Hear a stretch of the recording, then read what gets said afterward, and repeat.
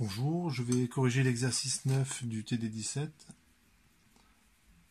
Dans cet exercice, on arrive à expliquer, alors il y a un petit peu de chance, on va dire, que ça tombe pile poil avec ce qu'on peut observer, mais le modèle n'est pas si mal que ça. On va expliquer la couleur de certaines molécules.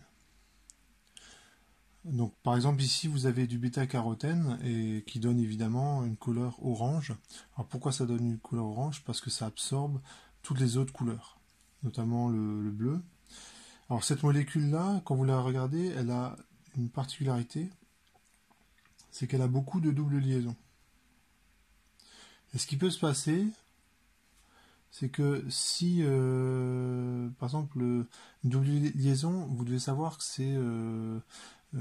ça veut dire qu'il y a des électrons entre les atomes qui ont été mis en commun par les atomes. C'est 2 électrons par liaison. Ça veut dire que là, vous avez 4 électrons, puisqu'il y a 2, c'est une double liaison. Et 2 électrons par liaison. Donc ici, il y a 4 électrons. Il y a 2 électrons qui correspondent à la liaison qui est là, et qui, eux, ne peuvent pas bouger. Ils sont mobilisés dans cette liaison chimique, ils ne peuvent pas bouger. Par contre, les 2 électrons qui sont là, ils sont mobiles. Si par exemple, ces 2 électrons, ils vont ici. Une petite flèche là, voilà. Et du coup, quand ils vont aller là, qu'est-ce que vont faire ceux-là? Ils vont aller là. Voilà. Et de proche en proche, en fait, ça va bouger toutes les doubles liaisons de ma molécule. Et ce que je viens de décrire là, c'est un mouvement d'électrons, comme un mouvement d'électrons dans un conducteur. Ça veut dire que, en fait, les électrons sur cette molécule, il y en a certains qui peuvent se déplacer, pas tous, hein, mais certains peuvent se déplacer librement d'un bout à l'autre de la molécule. Eh bien, on va utiliser, et la façon de le décrire, ça va être quoi? C'est de dire que les électrons, tous ces électrons-là, en supposant qu'ils n'interagissent pas trop entre eux,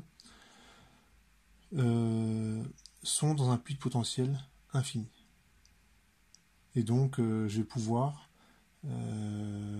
faire des calculs, faire des applications numériques, et constater que effectivement, cette molécule-là, elle absorbe, je crois que c'est plutôt dans le bleu, et du coup, elle est plutôt de couleur rouge-orangé.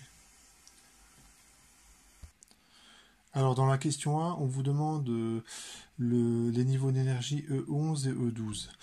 Alors, c'est un peu direct comme question, je trouve. Ce que je vais faire, c'est que je vais redémontrer pour le puits de potentiel infini l'expression des niveaux d'énergie. Donc, c'est une bonne révision. À partir de l'équation de Schrödinger. Et puis, une fois que j'ai fait ça, en fait, je vais calculer E11 et E12 et aussi représenter tous les autres. Et j'ai placé des électrons et voir pourquoi c'est ceux-là qu'on vous demande de calculer. Parce que normalement, c'est la question qui doit venir tout de suite, mais pourquoi on me demande que E11 et que E12 et pas les autres? Donc, commençons par refaire la démonstration de l'énergie dans un puits de potentiel infini. Donc là, je vais tracer le potentiel.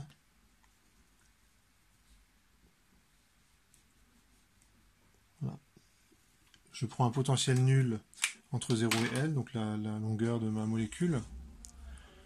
Et et en dehors de ça, le potentiel est infini. L'équation de Schrödinger, donc ça fait IH bar D de psi sur D de T. Donc ça, c'est l'opérateur énergie. Et comme je recherche un état stationnaire, une onde stationnaire, sa durée de vie étant infinie, l'énergie de l'état est parfaitement déterminée. Donc l'opérateur énergie se résume à la multiplication par un scalaire, grand E. Et c'est égal à moins h bar carré sur 2m, la dérivée seconde par rapport à x, plus v psi. Et v, ça vaut 0, entre 0 et L. Je ne résous pas l'équation de Schrödinger en dehors de l'intervalle 0 L, ça ne sert à rien. La particule, elle a la probabilité de la retrouver en dehors du puits est nul, puisque c'est un puits de potentiel infini. Ce ne serait pas vrai si le puits était de profondeur finie. On pourrait trouver la particule en dehors du puits. Et donc, comme c'est une onde stationnaire, je cherche des solutions sous cette forme-là. f de x, g de t. Je réinjecte dans l'équation de Schrödinger. Et comme j'ai fait une séparation de variables, lorsque je fais la dérivée temporelle, il n'y a que g qui est affecté. Et lorsque je fais la dérivée spatiale, il n'y a que f qui est affecté. Et j'obtiens deux équations.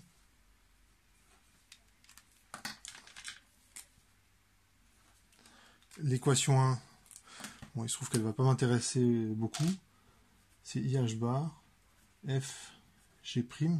Alors je ne précise pas que F dépend de X et G' de T, je ne le précise pas explicitement, mais c'est quand même, là c'est évident. C'est juste pour alléger un petit peu l'écriture.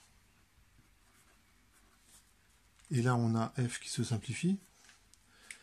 Et pour l'autre équation, ça fait E FG, ça fait moins H bar carré sur 2m, F seconde G plus 0.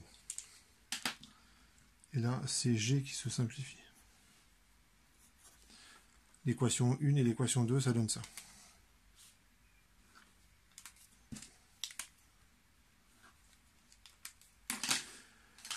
Cette équation-là m'intéresse pas trop. Je l'ai quand même écrit, mais ça m'intéresse pas trop.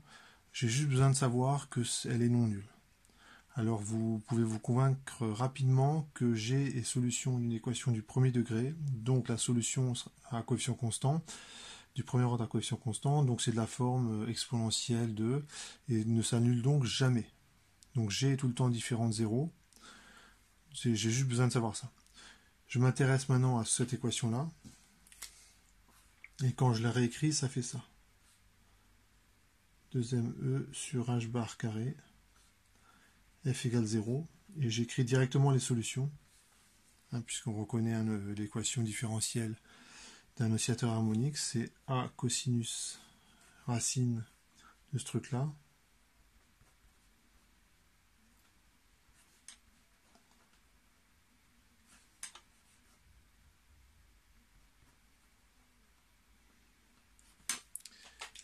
Et maintenant, il me reste à écrire les conditions aux limites. On a f de 0 qui vaut 0. Alors pourquoi on a ça? Parce que la fonction d'onde est continue et la particule ne peut pas se trouver en dehors de l'intervalle. Donc la fonction d'onde est forcément... Je vous rappelle que le module de la fonction d'onde au carré, c'est une densité de probabilité. Donc comme la particule ne peut pas se trouver ici, au x négatif, psi est forcément nul. Si psi était non nul, ça voudrait dire qu'il y aurait une probabilité de la trouver, et on a justement dit que c'était pas possible. Comme elle est continue, psi en x égale à 0 vaut 0. D'accord? Ce truc-là, quand je prends x égale à 0, est nul. Comme g est tout le temps différent de 0, c'est f qui est nul. F de 0 qui est nul. C'est ce que j'ai écrit.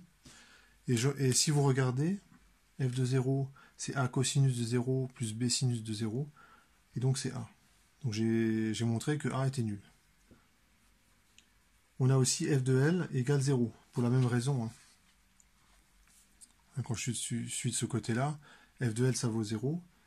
Et ça vaut donc b sinus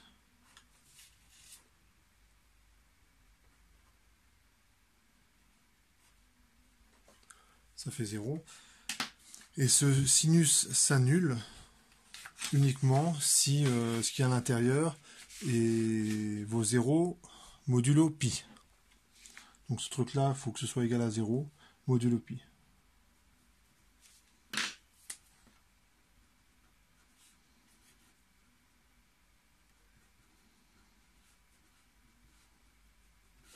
Et n appartient à une étoile. Il faut absolument n ne peut pas être nul, parce que si c'était le cas, on aurait une fonction d'onde nulle, et c'est évidemment, ça correspond à ce qui n'est pas de particules, et ça m'intéresse pas. Donc finalement, tout calcul fait, hein, j'ai l'énergie qui dépend d'un indice petit n. Ça vaut h bar carré pi au carré sur 2 ml carré fois n carré. On a ce résultat-là. Alors, c'est un résultat qu'on peut obtenir qualitativement avec la relation d'incertitude de Heisenberg. On écrirait simplement que delta px fois delta x, hein, où ce serait l'écart type sur p de x fois l'écart type sur x, ou l'incertitude sur p de x fois l'incertitude sur x, doit être plus grand ou égal à h bar.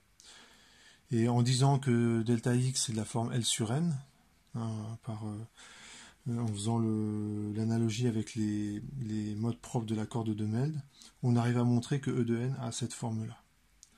Le désavantage de cette approche, c'est qu'en fait, on n'a pas le pi carré. En fait, on a le résultat à une constante. Donc, je vais en rester là. Maintenant, je vais m'intéresser aux états E11 et E12. Alors, pourquoi ces états-là ?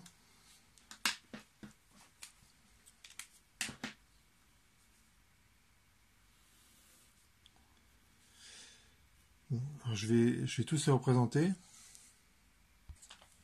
Voilà, j'ai représenté sur une échelle d'énergie tous les états.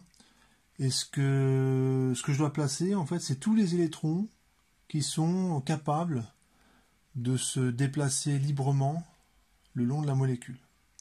Alors, on vous dit que vous avez 11 liaisons doubles qui se comportent comme des particules libres, enfin les électrons qui sont dans ces 11 liaisons doubles se comportent comme des particules libres. Dans une liaison, il y a 2 électrons. Voilà, vous admettez ce résultat. Ça fait donc 22 électrons qui peuvent se déplacer librement. Je suppose aussi que ces électrons, ils s'ignorent les uns les autres. Alors ça paraît un petit peu bizarre parce que une molécule c'est pas bien grand, 2 électrons qui sont proches, ils ont quand même tendance à se repousser violemment. Mais c'est quand même pas idiot de dire ça, hein, parce que malgré la complexité de la structure, il y a aussi les noyaux de tous les atomes qui sont chargés positivement. Et donc, à la fin, la modélisation qu'on fait d'un puits infini est pas si mal que ça, et les électrons en fait s'ignorent. Hein, s'ignorent les uns les autres. Ce que je veux dire, c'est que ça ne modifie pas le calcul que j'ai fait là n'est valable que pour un électron pris séparément. Et bien si j'en mets 22, en fait ça ne change pas le calcul, c'est ça que je veux dire. Donc j'ai 22 électrons à placer là-dessus, sur ce diagramme. Et je sais que les électrons, ils sont soit spin up, soit spin down. Autre propriété que vous ne connaissez pas encore, mais là vous allez l'admettre, deux électrons ne peuvent pas être dans le même état quantique. Donc si je décide par exemple de mettre le premier électron, évidemment je le mets au niveau d'énergie le plus bas. Si je le mettais là, l'électron, et si je laisse la molécule évoluer par elle-même, il est tout à fait probable que assez rapidement, l'électron il passe d'un état excité de haute énergie à un état de plus basse énergie. Donc soit il va émettre un photon, soit ça va faire bouger la molécule, qui va faire bouger les voisines, et en fait ça va se caractériser par une élévation de température du milieu, hein, s'il y a beaucoup de molécules dans ce cas-là. Donc je vais commencer toujours le remplissage par les niveaux d'énergie les plus bas. Donc ça, je trouve que c'est assez logique. Je ne peux pas mettre un autre électron à ce niveau-là spin up. C'est pas possible. C'est une propriété des électrons qu'il faut admettre. Par contre, ce que je peux faire, c'est ça. Je peux rajouter un deuxième électron spin down. Et je rappelle que j'ai 22 électrons à placer. Le troisième électron, je vais le mettre où? Ici. Spin up. Le quatrième, spin down. Et ainsi de suite. Voilà, j'ai placé 22 électrons. Ce que j'ai représenté là, c'est l'état fondamental de la molécule. Et je répète, les niveaux d'énergie que j'ai calculés, là, ils correspondent, ils tiennent compte du fait qu'il y ait 22 électrons. Alors comment on tient compte de ça? C'est lorsque vous avez la molécule qui est formée, la présence de tous les électrons, etc., fait que la molécule a une certaine longueur qui vaut 1,83 nanomètres. D'accord? Et donc ça justifie, donc on fait ce calcul-là avec L qui vaut 1,83 nanomètres, et ça donne ça.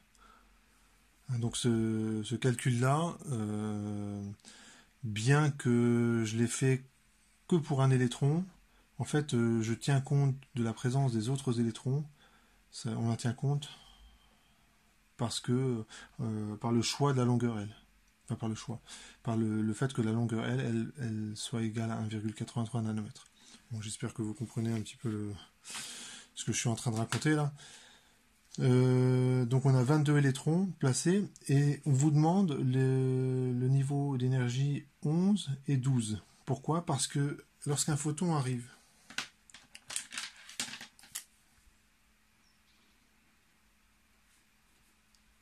H nu, ce qu'il va faire, c'est que si cet électron absorbe ce photon, cet électron il peut passer au niveau supérieur.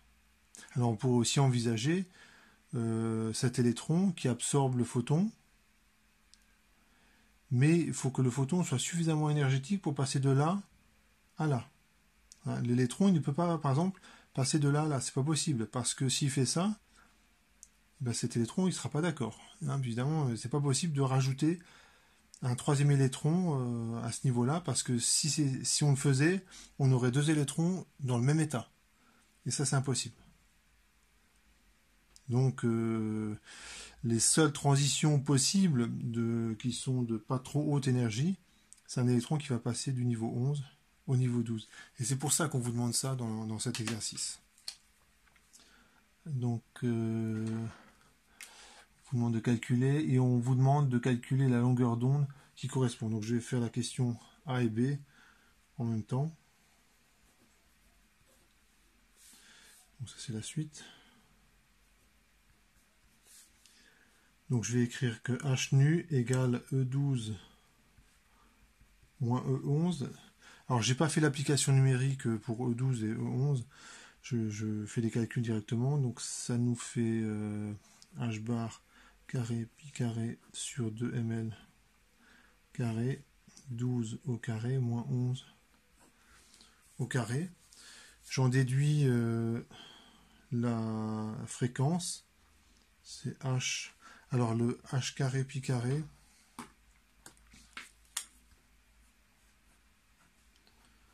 ça vaut H carré sur 4. Je vous rappelle que H bar c'est H sur 2 pi. Et donc je simplifie un petit peu mon calcul. Donc ça fait H sur 8 ml carré. 12 au carré moins 11 au carré. C'est bien ça. Et la longueur d'onde, c'est C sur nu. Donc je ne reviens pas sur ce genre d'égalité. Je considère ça comme que vous connaissez bien. Et lambda, c'est C sur nu. Donc ça fait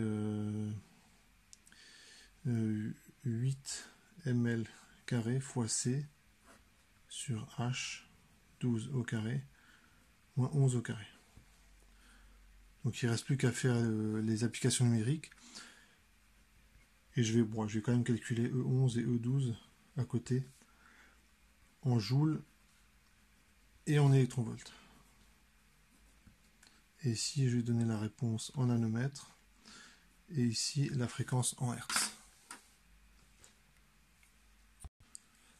Voilà, j'ai fait toutes les applications numériques et je trouve une longueur d'onde, c'est le résultat qui m'intéresse le plus, de 503 nanomètres. Donc on est plutôt dans une absorption dans le bleu.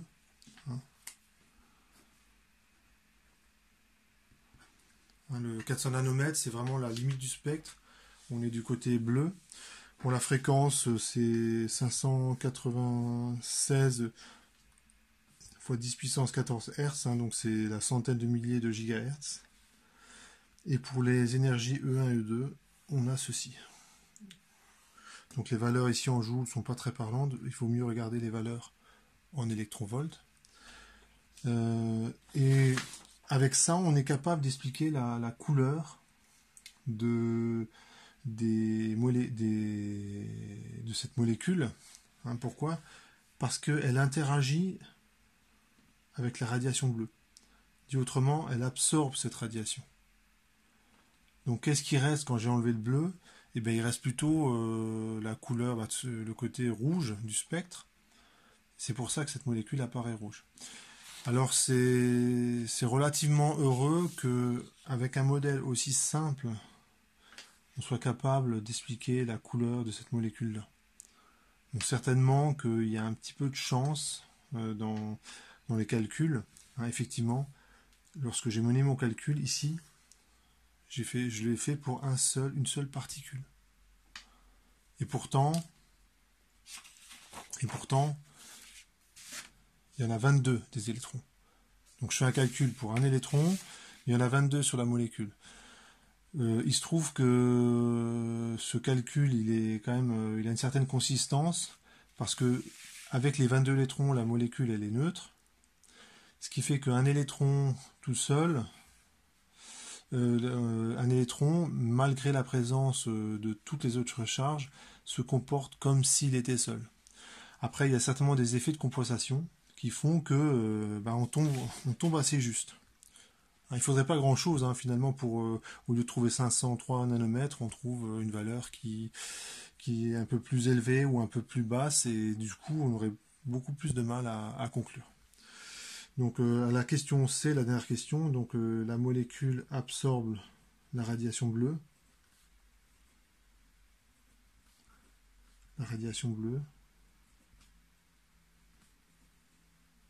Il reste donc le rouge orangé.